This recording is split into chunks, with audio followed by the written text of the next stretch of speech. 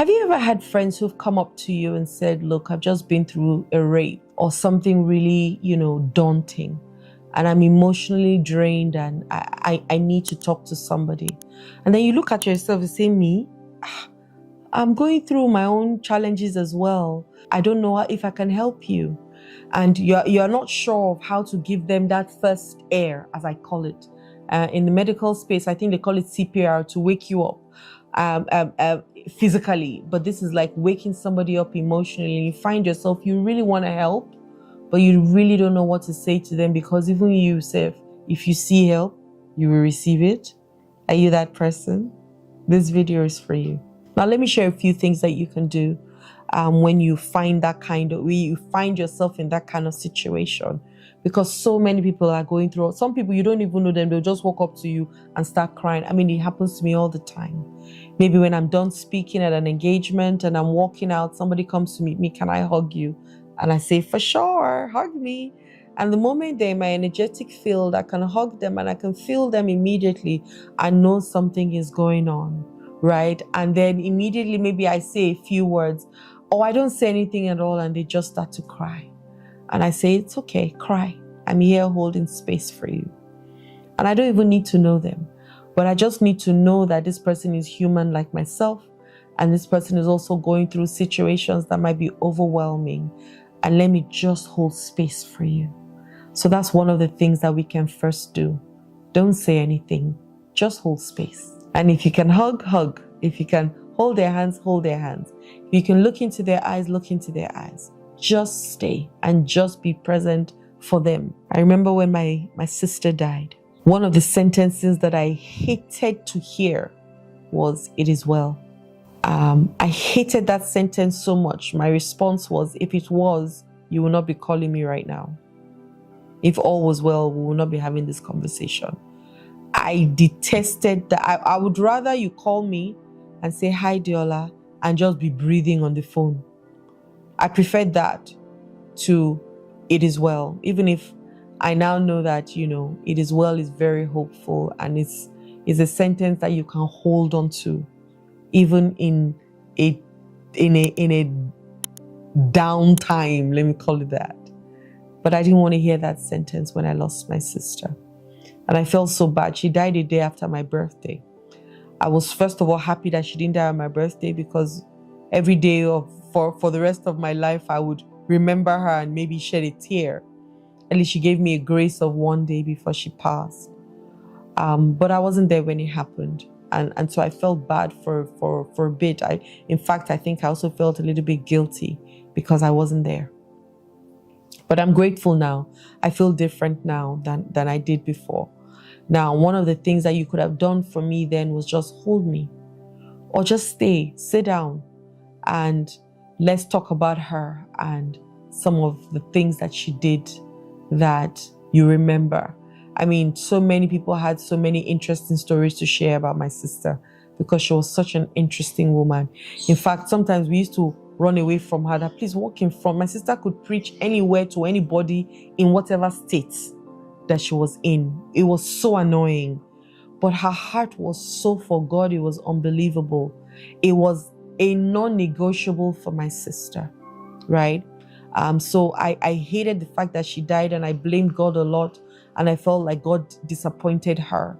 But I have a different knowledge now, so I'm not in that space anymore, right?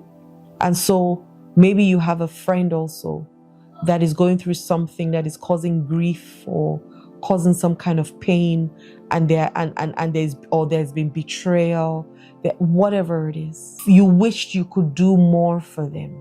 Let me give you a few things that you can do for them. The first I said was hold space for them. If it's a holding of a hand or a hugging of the people, and just being present,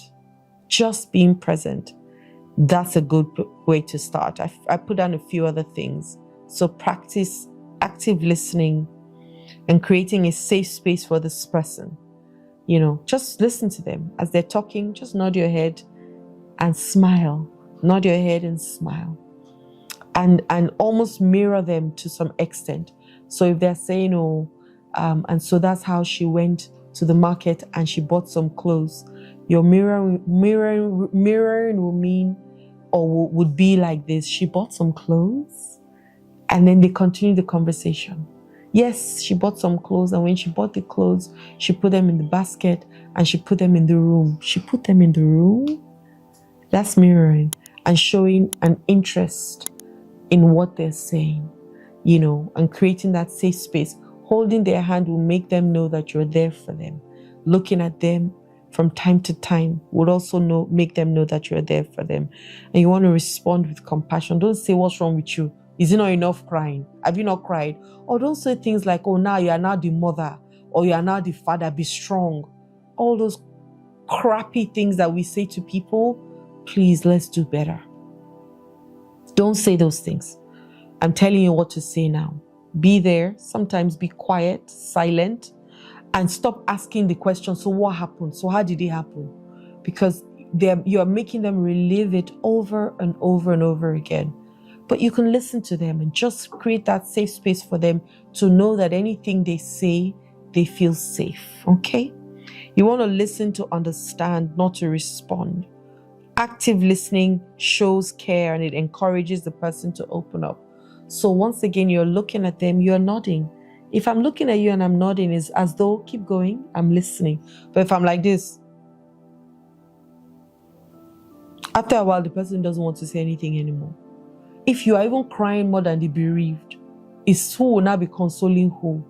So you just mirror what the person is mirroring. Yes, feel your feelings for sure, but don't feel your feelings in such a way that it will be detrimental to the other person's own feelings, because they're the ones sharing their feelings, not you, right? Okay, avoid minimizing their pain. Don't say, but it's not that much of a big deal now. Are you a baby?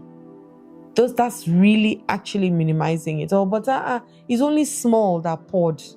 At least she was sick. No, that's minimizing their pain. There's a loss, right? Regardless of what the loss is. It could be, I lost my pen, but that pen means so much to me. Maybe my dead dad gave it to me. So it means a lot to me, right? So don't minimize people. Allow them acknowledge it and come to terms with it. Recognize it, validate it, and don't say, I know how you feel, because you actually don't. So validate their feelings. If I were in your shoes, I most likely will be feeling the way you're feeling right now. If I were you, I most likely will be feeling the way I'm feeling right now, the way you're feeling right now. But I'm here for you. I'm here for you, right? Validate it.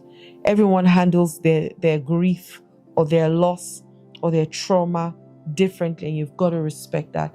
The fact that you got over the same thing that happened to them 2 years ago in one day doesn't mean that they're going to get over theirs in one day. It might take them 1 year, and you must respect that, okay? So don't say, me, when it was my turn, I just got up. It's not your turn, and it's not about you. You're listening to someone else and validating their feelings, right? You want to encourage recognize your own limits and own up to the things that you're not able to provide, right? You want to cultivate the habit of self-care. Give from an overflow and not from your cup. So when you don't know something and they ask you, can you help me? Say, I don't know it, but I can help you speak to someone else to help get the information that you need. Or we can speak to someone else who can help us. Let's go and speak to a therapist, because this one passed my power. If the person is talking about suicide, you can reach out to the authorities immediately to report the case so that the person is looked after, because maybe now there's a mental case in between. If the person is telling you that they're going to hurt other people, you can step into it, but you might not also have the power to do everything. Maybe you need to call the police to know, or call the person to know that this person is going through something. There's so many things that you might be able to do, and there's some things that you don't have the power to do. Don't take it on as though, oh, I've got it. No. First, be protected, and then you're able to give from that protection, right? And then let people know when it's more than what you can handle. So yes, give them support. The people that come and give CPR are not the people that might operate on them in the hospital. That was just to wake them up, to be able to have pulses or blood flowing through their body, to be able to take them to the hospital for the specialists to do their work and surgeries if necessary. In this case, all you're also doing is CPR, giving them enough air to be able to carry them to the specialist, not become the specialist. Don't advise people from your pain, because that's what a lot of people would do. You give them advice based on the pain that you are either going through or have been through, and it's not the best advice for them. So always refer them to a professional, and a professional is not a pastor. A professional is a trained therapist, a trained counselor, a trained professional that will help them with their mental state, because you don't have the capacity. All you are doing is giving them the first air to breathe, okay? Encourage them to seek help, because once again, the only thing you are is the immediate support for them to be able to gasp air to carry them to the specialist. Please do that for them. Don't say, those therapists, they don't know what they are doing. They do. We do know what we're doing. Maybe not everybody knows what they're doing, but I promise you, I do know what I'm doing. So come to me and let's help anybody that you find in that state. After you're giving them the first air that they breathe, bring them to me so that we can now give them whatever they need, the treatment they need to be able to function better. There's some things, once again, that you can do. There's some things, once again, you can't do. Accept the ones that you can and refer them to the people that can do the parts that you can't. Okay? Okay? Got it? All right. Hi there, my name is Adeola Kingsley James. I hope that the videos that I've been creating are really helping you. Don't forget, subscribe, like, and turn on your notification bells. I look forward to hearing from you. If you have questions, send them to me. If you have challenges, send them to me. The reason why I exist is to help you, right? To live a better life. So don't be shy. Don't feel like you're bothering me or disturbing me. Send me DMs, send me messages so that we can reach out to you in return and help you through this process of life, because life is lifing for us all. Yes? Let me be your sister in the journey. Have a wonderful day. Love and light.